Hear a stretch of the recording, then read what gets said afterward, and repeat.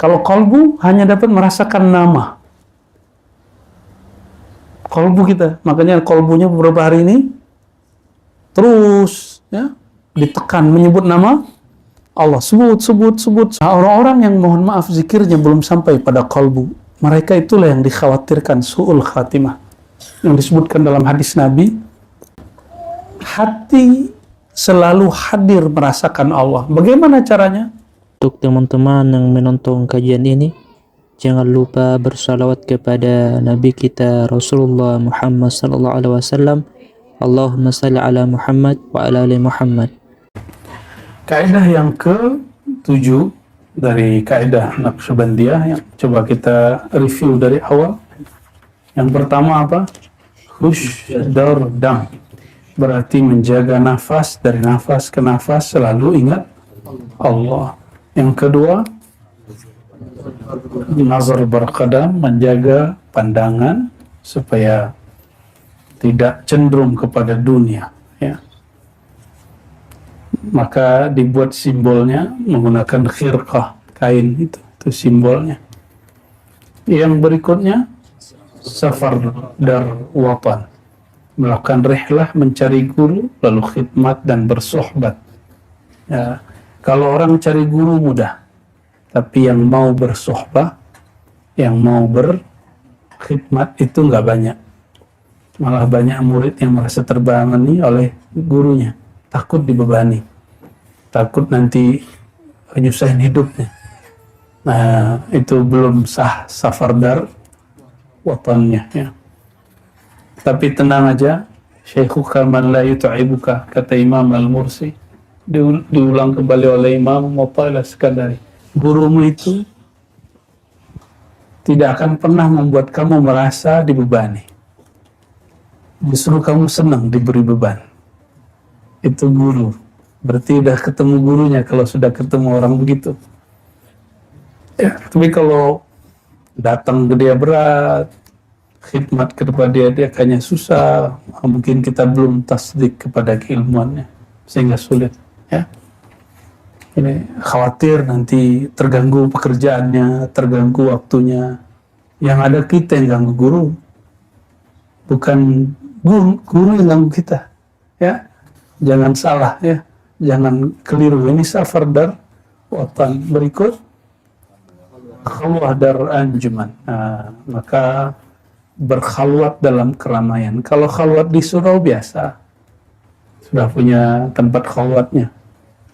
Nah, namun dituntut, kenapa zikirnya zikir khafi?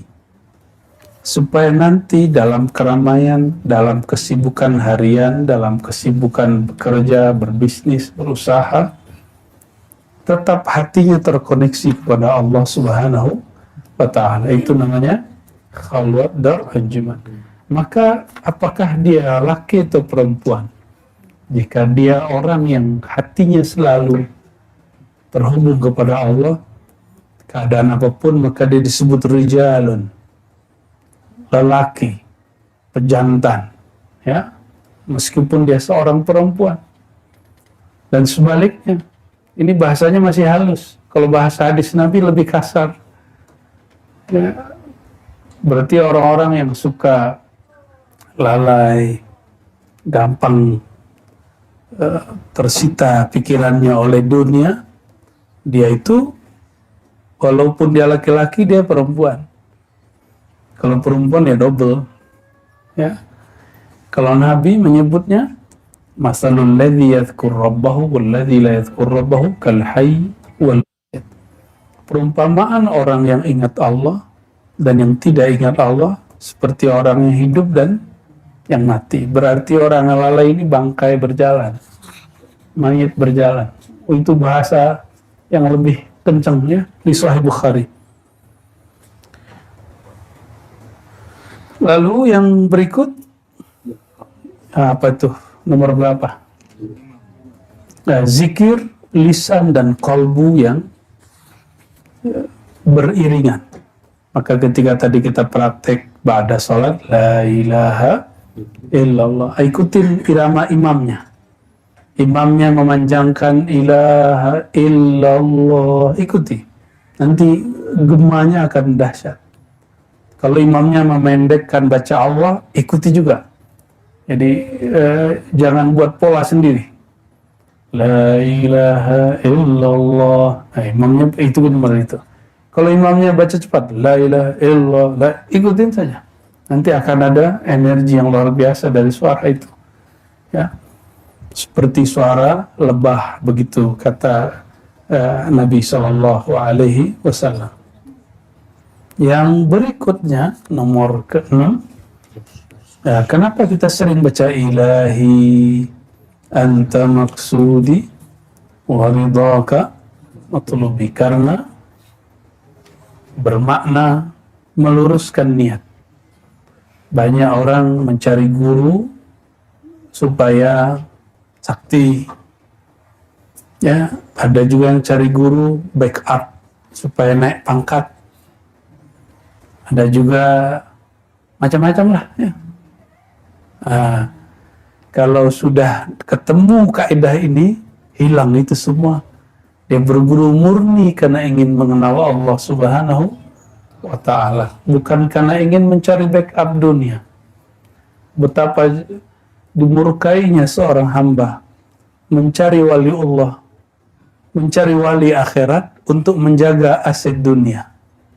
Ya, itu kekonyolan yang zahir hari ini, dan banyak. Ya, beberapa politisi ada yang begitu, sengaja mengundang syekh-syekh, kiai-kiai untuk wiridan di tempat dia supaya aman. Ya, paling aman sebentar, nanti juga ya ketangkap ya.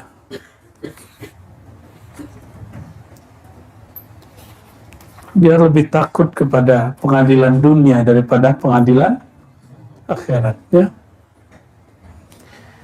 Lalu yang ketujuh, ya ini yang masuk pada sore ini, nagoh dasht ya.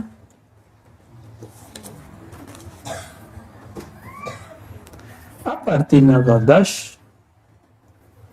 Kalau kampungnya Buya Aldomi baca ini nakah. Tidak menakah. Nagoh dasht. Seingat saya begitu cara bacanya. Apa artinya? Muraqabatul khawatir. Selalu memperhatikan lintasan-lintasan pikiran dan hati. Nah, bagaimana caranya? Nah, itulah gunanya latihan zikir nafas. Nafi isbat. Kalau itu mesti suluk dulu, itikaf dulu baru dikasih. Ya. Tapi ada jalan pintas di Tarekat Samaniyah, ada, nggak perlu suluk khawat, suluknya dar anjuman. Ya. Kecuali kita pakai jalur Naqsyabandiyah Muzhariyah, bisa. Kalau Naqsyabandiyah Khalidiyah, biasanya suluk dulu, khawat dulu, suluk khawat. Ya. Tapi kalau ada guru yang dia berijtihad, mungkin muridnya tidak mungkin dapat cuti, tidak mungkin dapat libur, tapi muridnya mau berkomitmen mujahadah, ya, bisa-bisa aja diberi di luar khawat. Tergantung gurunya, kan gurunya yang punya SIM, surat izin mengajar. Ya. Kalau ada yang protes sama siapa dia? Ya. Itu guru sudah punya otoritas untuk mengajar, walaupun yang lain tidak sepakat. Ya. Nah, caranya bagaimana? Nah, dalam nafas ditahan, itu kemudian kita memperhatikan apa yang masuk lewat pikiran, yang masuk lewat hati. Ya. Dan dahulu mereka kalau latihan zikir begitu, mulai dari ba'da subuh, diam bentuknya, tapi nafasnya tidak terdengar, naiknya tidak terdengar, turunnya tidak terdengar, dia menarik nafas, tidak terdengar dia mengeluarkan nafas. Dia selalu memperhatikan, karena syaitan itu bisa masuk pada pembuluh darah. Tapi ingat, syaitan tidak sanggup masuk melalui nafas. Karena nafas ini milik Allah, langsung mutlak. Kalau darah, Allah sudah udah diberikan hak kepada syaitan. Jadi iblis itu yajri majrad dam. Sembunyi syaitan mengalir dalam pembuluh darah. Maka kedekatan kita kepada Allah jangan sebatas mengenal hakikat darah.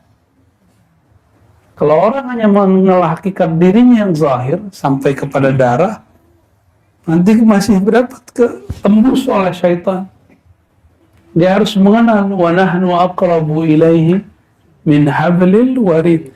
Kami mendekat, lebih dekat kepadanya, lebih dekat daripada habl, saluran warid, yang warada. Apa arti yang warada?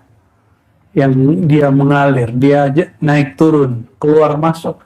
Ya, kalau boleh diterjemahkan secara umum, itu adalah saluran nafas.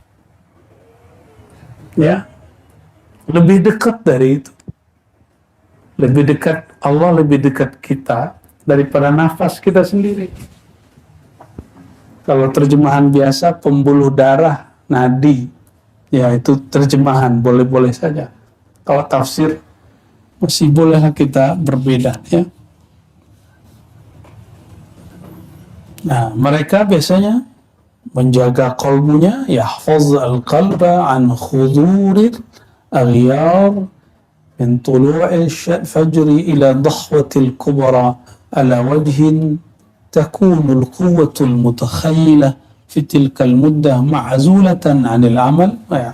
Dan selanjutnya, jadi caranya mereka membaca satu kalimat zikir yang diajarkan gurunya lalu dijaga.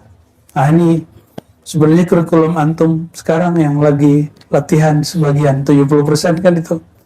Jangan masih lataif, jangan cemburu dengan wirid orang lain. Itu hanya sekedar latihan. Ini tujuan zikir itu hanya ingat. Bisa orang ingat lewat lataif, bisa ingat lewat nafi isbat. Yang penting ingatnya, bukan tekniknya. Ya, jadi kalau teman kita sudah tahlil, sudah nafi isbat, kok saya masih lataif? Gak ada masalah.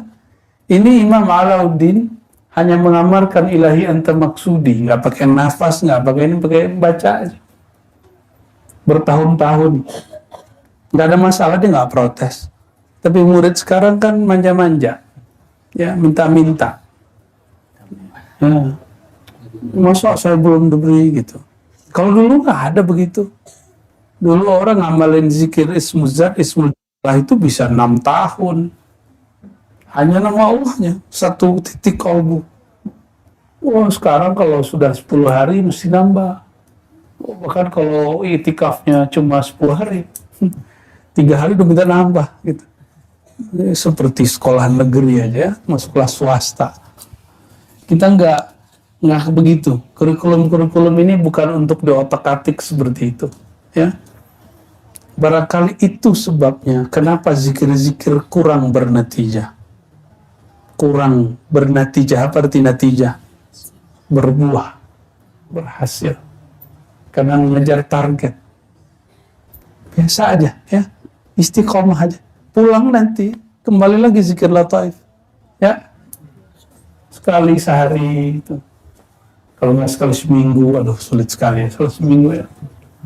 Kalau khatamnya minimal sekali seminggu, tapi diisinya tiap hari. Ya. Yang berikut, yang nomor berapa? Yaddash, ya.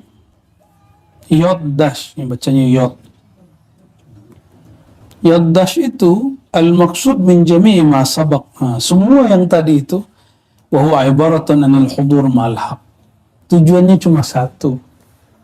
Hadir hati merasakan Allah Ta'ala ala wajhi dzauq, bukan berdasarkan analog seperti para filsuf atau ahli kalam, ahli akidah, mana dalilnya, mana analognya. Itu berdasarkan dalil akli atau nakli, tapi lebih real berdasarkan zauq. Apa arti zauq? Jadi cara merasakan Allah itu, cara mengenal Allah itu ada hissi, Satu, empirik. Apa bukti Allah ada? Ada alam semesta. Nah, ini ilmu kalam namanya. Hissi dan akli. Jadi dia dari alam ini dipindahkan kepada akal. Jadi satu paket itu. Mungkinkah ada bangunan tanpa ada yang membuat? Nah, bangunan itu fisik. Lalu dibuat analog. Apa analognya? Kias. Jika bangunan ini ada yang buat, masa seperti bumi ini tidak ada yang buat? Nah, masuk kepada akal. Jadi hissi masuk kepada akli. Itu ilmunya ahli kalam, ahli akidah. Ya, paling hebat jadi singa aswaja. Ya, debat-debat mulu, Tuhan di langit, apa di aras, bertempat, apa nggak di tempat, paling gitu aja debatnya. Masih mau debat begitu? Terdebat istawa, ya masa lalu kita lah ya.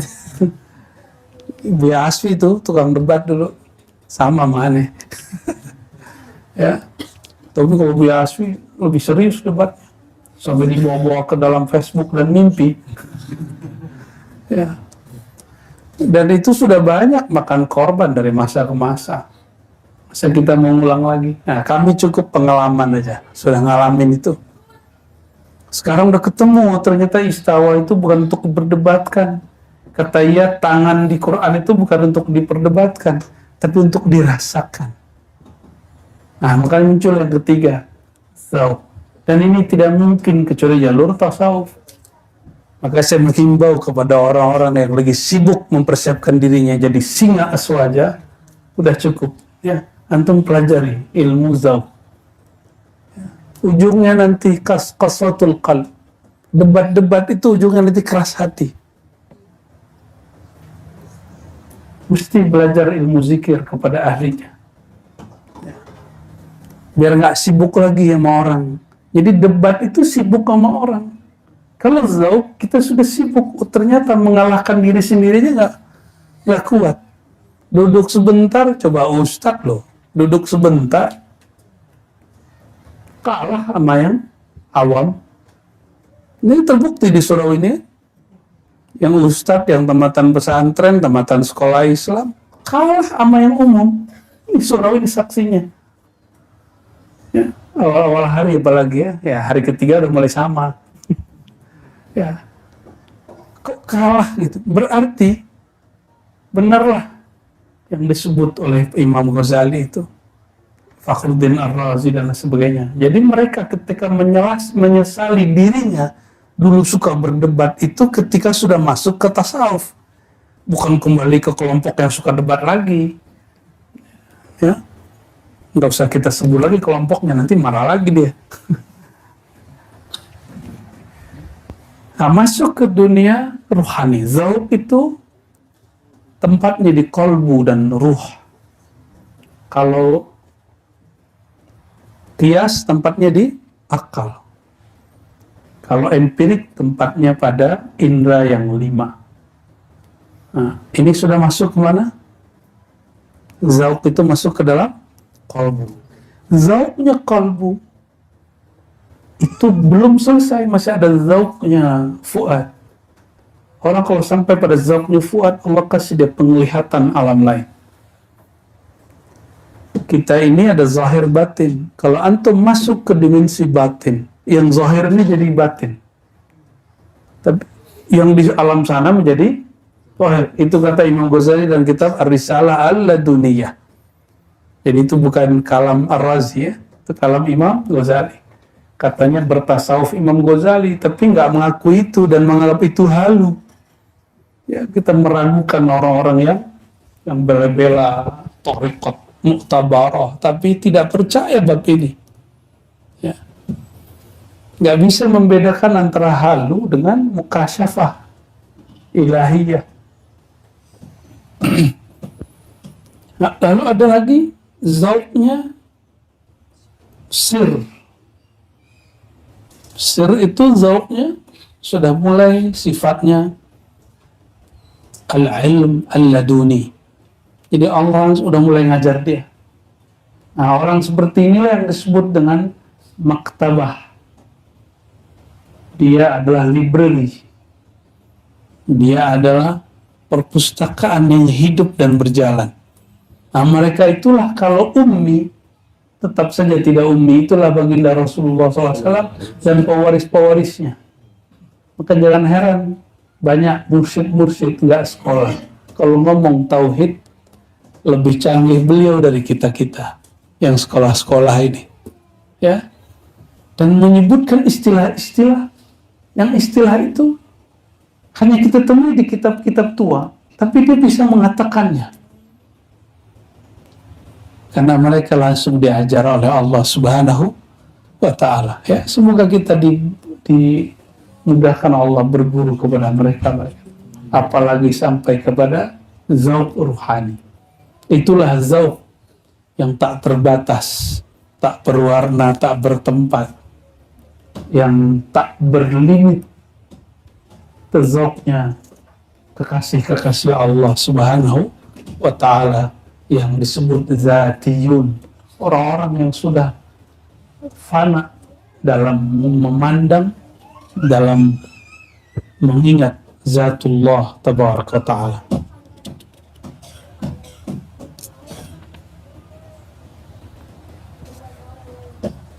Nah, lalu ada yang disebut wukuf zamani. Sudah berapa? Wukuf zamani. Ini sudah dijelasin sama Buya dulu ya? Belum ya? Innal wukufa az-zamaniyya alladhi huwa halu ahli at-tariqa wa ra'su mali as-sa'irin ila 'alam al-haqiqa ibaratun an kauni as-salik waqifan ala ahwali fi kulli zaman annaha mujibatun lisyukri am mujibatun lil-'udhri. Ya. Kata Imam Bahauddin, seorang ahli tariqah, modal dia untuk masuk ke alam hakikat itu adalah waqifan ala ahwali fi kulli zaman. Dia dalam setiap detiknya, jika dapat nikmat, baik zahir atau batin, zahir berarti materi, batin dapat natijah zikir, lisyukri, dia bersyukur. Itu sebabnya kita setiap kali selesai zikir kita sujud syukur. Itu bukan bid'ah, itu bagian dari bab al-wukuf az-zamani. Ya, ada juga yang nanya, kayaknya dulu kami Solo nggak begitu deh. Ya karena ente nggak baca ini, sederhananya gitu aja udah. Ya, coba baca kitab ini, kaidah-kaidahnya kembali hidup lagi. Ya, katanya ingin memurnikan tariqah, diajak memurnikan malah dianggap bid'ah kita. Ya, sekarapmu kata orang Jawa ya. Kalau tidak mendapatkan, belum mendapatkan nikmat, nah, kok ada orang tahu sholatnya nggak khusyuk, mulai dia sadar, kok saya zikirnya kurang, itu karena dia sudah mulai zikir. Jadi kalau dia belum belajar zikir qalbu, dia nggak akan pernah sadar dia itu kurang zikir. Itu sebabnya banyak orang di luar sana cukup dengan takbir-takbir sudah ngerasa suci. Cukup dengan pergerakan politik tertentu sudah merasa Islamnya paling benar. Ya. Memenangkan Allah sendiri dalam dirinya belum sanggup, gimana dia mau membela Islam? Ya. Islam itu isinya nama Allah, nama Sayyidina Muhammad SAW. Besarkan dulu nama itu di kolbu, baru takbir pakai mulut, berbuih-buih ke mulut, tapi nggak bisa menaklukkan musuh untuk apa? Sedangkan di akhir zaman disebutkan dalam hadis Imam Hakim, hadisnya Sahihul Isnad, bahwa umat Islam menaklukkan Eropa, ya, Bani Rum disebut, itu cukup dengan takbir. Ini naklukin teman sesama beda partai aja nggak bisa, udah beda fahamnya udah nggak bisa. Ya takbir kita takbir ya bingung. Ya, apa yang salah? Yang salah di kolbunya belum bertahta nama Allah. Masih ingat baginda Rasulullah SAW ketika pedang sampai di leher beliau. Lagi musim perang, beliau rehat di bawah pohon.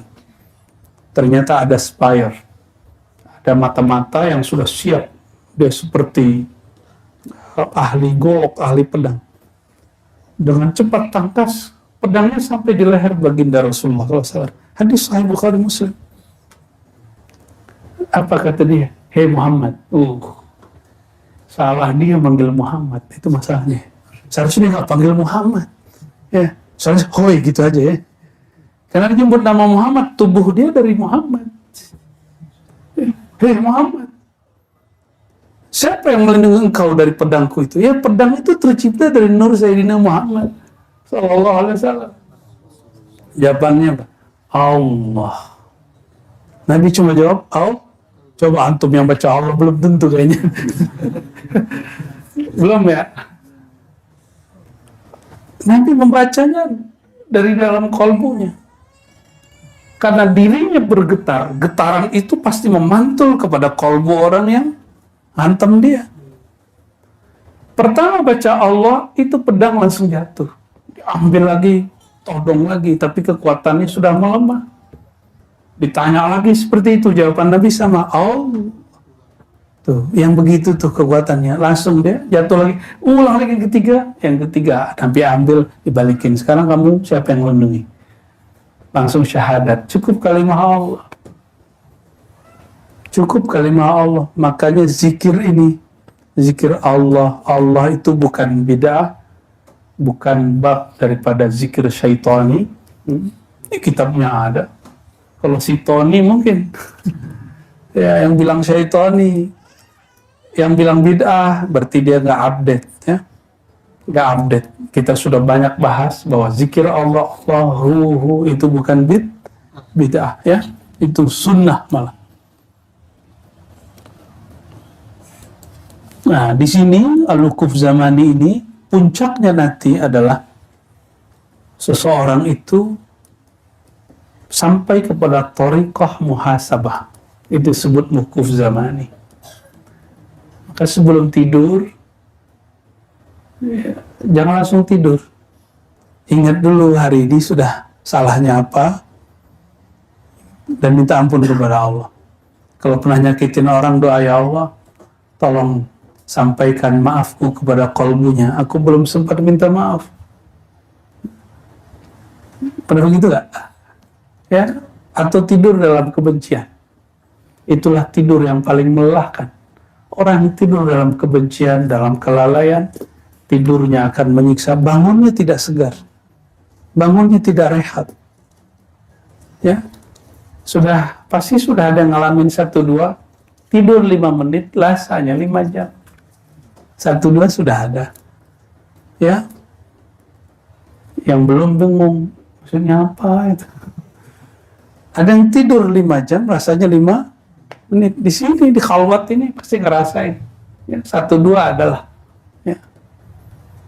Ngantuk, ya, dari jam 11 digeber terus, baca 1 juz, ya. Habis itu langsung sholat, ya. Habis itu khataman. Habis itu tawajuh. Hajar lagi pakai sholawat. Gak dikasih waktu mau rehat. Mau rehat dikit, udah azan. Ya, mumpung masih hari 27 ya. Kalau di rumah udah nggak bisa begitu antum. Jadi ujungnya nanti apa? Thariqatul muhasabah. Muhasabahnya orang-orang yang ahli zikir tidak hanya dari dosa zahir, tapi juga dosa batin. Dia mengatakan, ya Allah, hari ini hatiku beberapa kali tersita selain Engkau. Hatiku dimasuki selain Engkau. Oh, mereka sampai ke sana. Nah, nanti bedanya antum kalau sudah pulang ke rumah, mulai muhasabahnya ke sana. Kalau dulu-dulu paling saya nyakitin tetangga nggak ya? Sebatas di situ dosa zahir. Nanti lebih dari itu. Ya Allah, hari ini zikir kurang. Qalbuku sering melayang.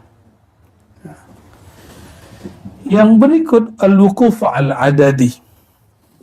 Wukuf adadi, nah ini juga berzikir dalam satu nafas dan memperhatikan bilangan zikir yang dibaca. Nah, ini dipelajarinya kalau sudah khalwat ya. Jadi kita pending dulu ya. Tapi itu ada rahasia di situ. Karena dia melalui nafas. Semakin orang menyadari nafasnya, semakin dia dekat kepada Allah Subhanahu wa Ta'ala. Disitulah Allah ngajarin dia. Jadi kenapa ada orang-orang mendapat ilmu laduni? Karena dia tahu zikir namanya zikir anfas. Zikir apa? Kok kita sudah zikir Allah sekian tahun belum? Karena belum pindah ke zikir anfas.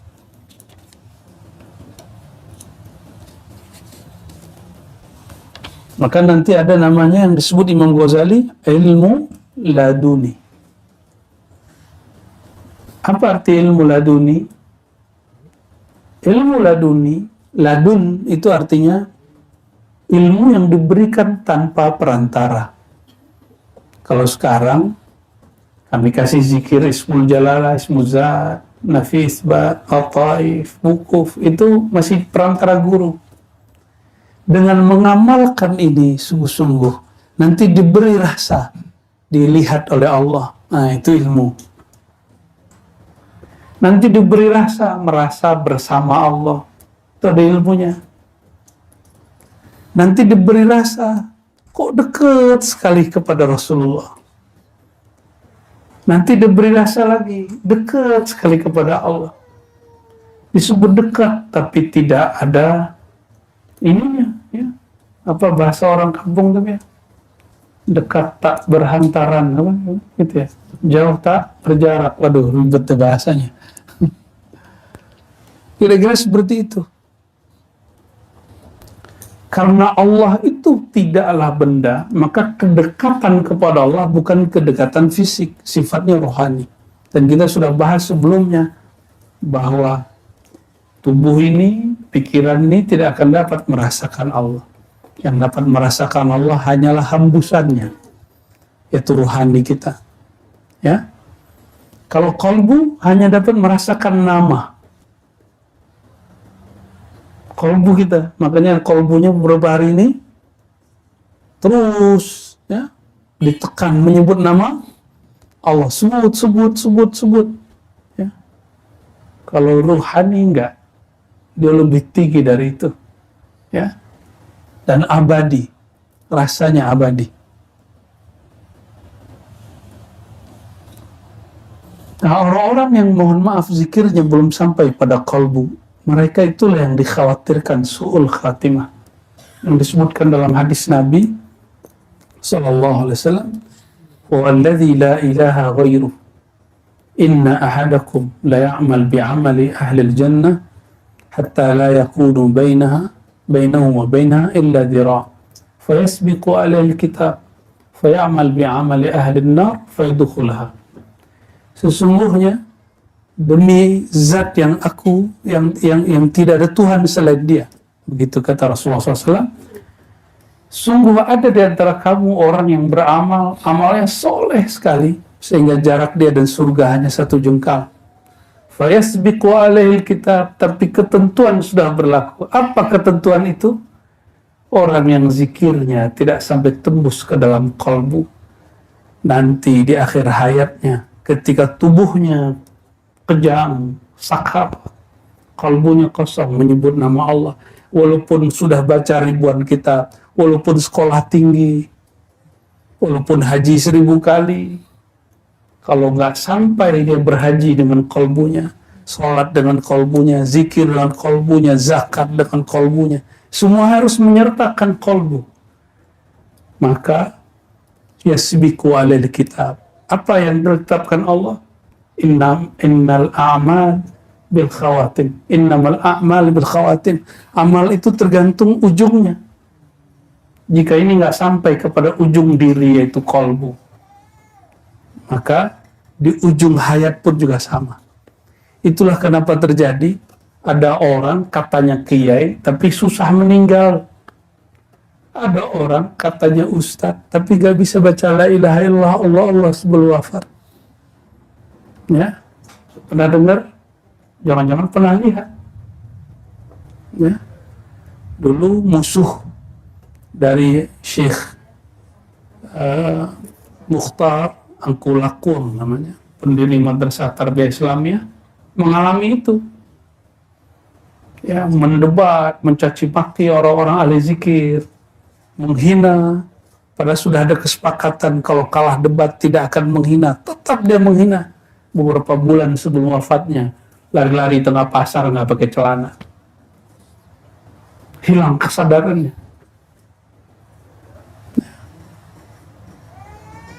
Ya, mau begitu, ya, maka harus ada kesadaran qalbiyah.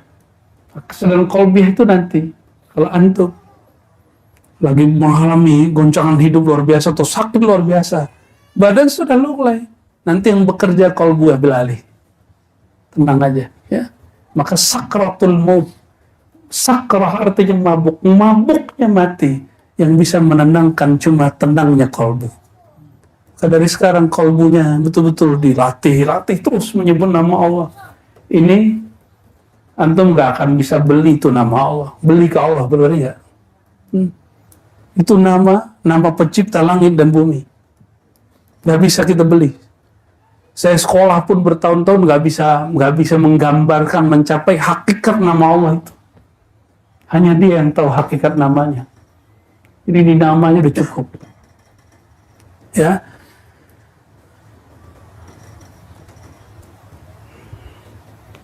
Nah, Imam Ghazali mengatakan kalau orang sudah sampai kepada sanad qalbiyah, sampai kepada ruhiyah, Allah nanti langsung yang akan menghembuskan ilmu di dalam kalbunya. Jika syaitan mewahyukan was-was ke dalam kalbu pengikut-pengikutnya, masa Allah tidak? Kan di Quran kan ada kalimatnya, la masa atau masa satu ta'ifah, ya, disentuh oleh sekelompok syaitan, ya. Juga ada waswasa, ada auha, syaitan mewahyukan, benar nggak? Oh, itu syaitan tingkat tinggi. Orang yang diwahyukan syaitan namanya wali syaitan. Mirip-mirip laduni, tapi al-laduni asy-syaitaniyah. Ya, langsung diajar iblis. Bisa tahu yang aneh-aneh. Tapi penciriannya satu. Iblis itu sempat berzikir, maka dia tahu beberapa ilmu zikir. Nah, berarti kalau sudah zikir belum tentu tenang, ya. Mesti ada ma'rifatul mazkur, mengenal siapa yang kita zikirkan. Nah, itu yang wajib dipelajari. Ya, mengenal siapa yang perlu yang kita, ya. Jadi dari dulu suluk kholwat begitu-gitu aja. Apa yang beda? Ma'rifat yang beda. Ma'rifatnya harus nambah. Yazid, mesti bertambah, jangan berkurang. Dan yang terakhir, al-wukuf al-qalbi. Wukuf berarti tetap, qalbi berarti pada qalbu. Wukuf pada qalbu. Ya. Ada dua makna kata beliau. Pertama, kaunu qalbi dzakir hadiran ma'al haq. Hati selalu hadir merasakan Allah. Bagaimana caranya? Sebut namanya, yang punya nama mesti hadir. Ya. Kalau saya panggil yang hadir ini tidak dengan namanya, noleh nggak? Saya panggil Dawami dengan Daim, Daim gitu. Artinya sama loh. Nggak noleh dia. Im. Siapa itu? Ya, abadan. Ya, nggak noleh dia. Atau, oi, gitu. Semuanya gengsi kan, mau noleh dipanggil oi. Kamu siapa? Ya. Maka memanggil Allah itu mesti namanya, pasti dinoleh. Mujibu da'watad da'i idza da'ani. Hanya Allah yang benar-benar menjawab orang yang memanggil namanya. hanya Allah, nggak ada lagi. Kekasih belum tentu, apalagi yang nggak dikasihi, apalagi teman politik, apalagi teman bekerja. Dia hanya bersama kita kalau kepentingannya sama. Ada orang pertemanannya berdasarkan duit, ada yang berdasarkan teman angkatan, ada yang alumni, benar ya? Ada yang berdasarkan mazhab, ada yang berdasarkan manhaj. Tapi siapa yang pertemanannya fillah,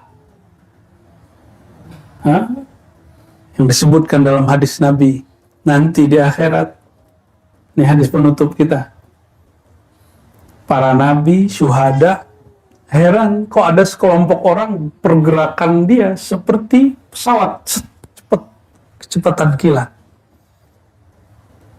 Yaghbituhum, ya, ada yang iri kepada mereka.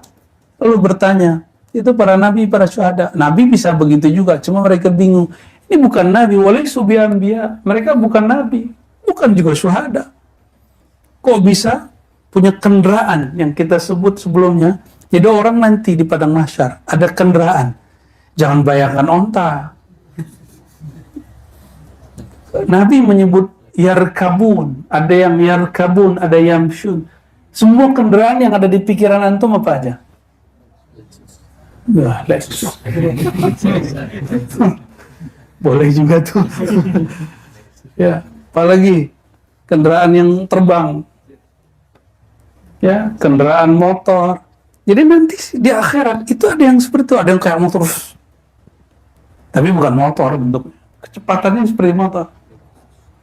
Ada yang seperti pesawat, ada yang kayak jet. Nah, yang kayak jet itu ditanya, ya Allah itu siapa?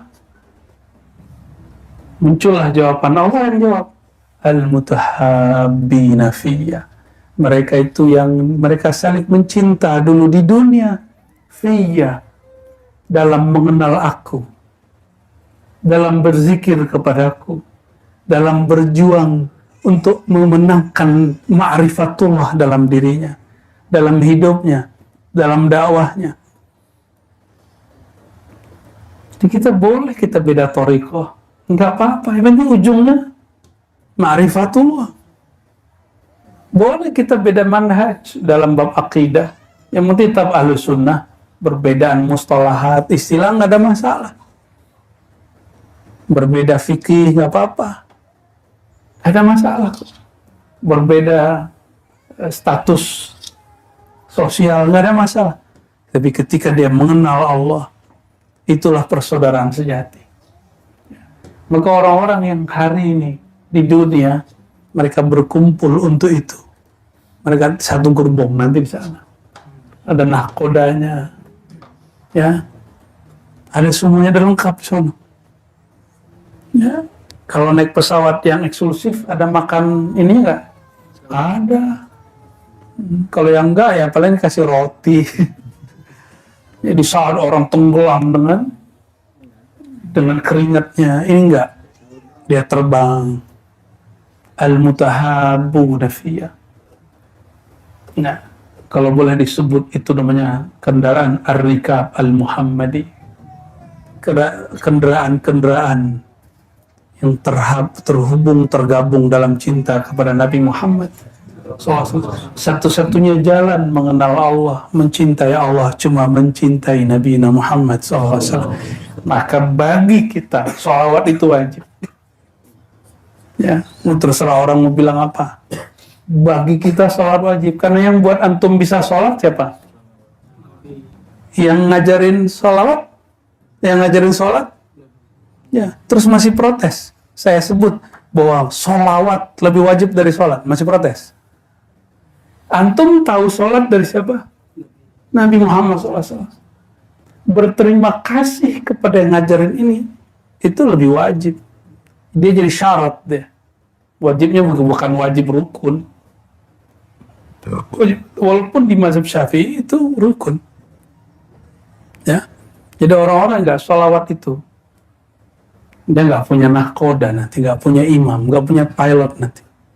Ya, ntar datang aja sendiri sama Allah ya. kalau bisa. Ya. Sekarang ada masalah aja minta tolong sama orang kok. Ngurusin surat aja ke kelurahan, minta tolong sama orang. Gimana ngurus nanti di sono? Antum nggak punya orang dalam. Mesti punya orang dalam. Fiyah. Yang di dalam cintaku. Dan itu cuma Nabi Muhammad SAW. Ya. Oleh karena itu, walaupun masih ada sehari besok lagi taklim ya, saya khawatir lupa. Wirid kita 2 aja untuk masalah kerohanian. 1 zikrullah, 2 zikru Muhammad SAW, yaitu salawat. Mengingat Allah, lalu salawat kepada Nabi Muhammad SAW.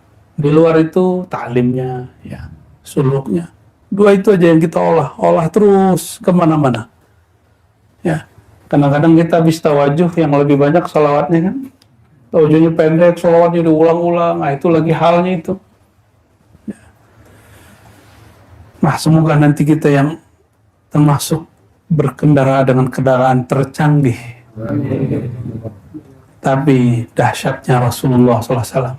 Beliau tidak mau berangkat duluan. Beliau setelah hantarin, balik lagi cari ummati. Itulah nanti para mursyid-mursyid, guru-guru, wali-wali Allah yang mereka bermurid, tidak mau egois, dia cari semua muridnya. Rasulullah mencari imam-imam, imam-imam cari pengikut imam itu. Semua mencari. Benarlah kata Imam Ibnu Sirin, al-isnad minad-din, Ibnu Mubarak, ya, beragama itu mesti berguru, karena nanti berguru ini akan abadi sampai ke sana. Kalau ayah ibu belum tentu. Al-akhilla yawma idzin, gimana ayat ini surat? Al-akhilla yawma idzin ba'duhum li ba'din adu. Insyaallah hafizta. Ya. Pada saat itu orang-orang yang berteman, orang-orang yang dulu berkawan, orang-orang yang dulu bekerja bersama, berjuang bersama, ba'duhum li ba'din adu. Mereka saling musuh-musuhan. Nanti di sana saling nyala-nyalain. Saya kan dulu begitu karena kamu. Saya kan dulu mau saling nyala-nyalain. Kecuali orang-orang yang bertakwa kepada Allah, mereka lah al-mutahabbuna fiyya. Kita memohon kepada Allah semoga namanya bertahta dalam kalbu, ma'rifat mengenalnya tembus ke dalam rohani kita, sehingga jika ada terjadi sakaratul maut mendadak kapanpun itu, namanya tetap keluar dalam lidah ini. Ingatan kita terhadap Allah tetap bersemayam dalam ruh ini. Jika kita mati, kita disambut oleh beliau, baginda Nabi Muhammad SAW. Jika kita berbangkit, kita dicari oleh beliau yang dipanggil ummati. Allahumma salli wa sallim wa barik ala sayyidina Muhammad wa ala ali sayyidina Muhammad. Salatu wassalamu alaika ya sayyidi Rasulullah. Semoga majelis ini diberkahi Allah. Ilahi anta maqsudi wa ridhaka matlubi.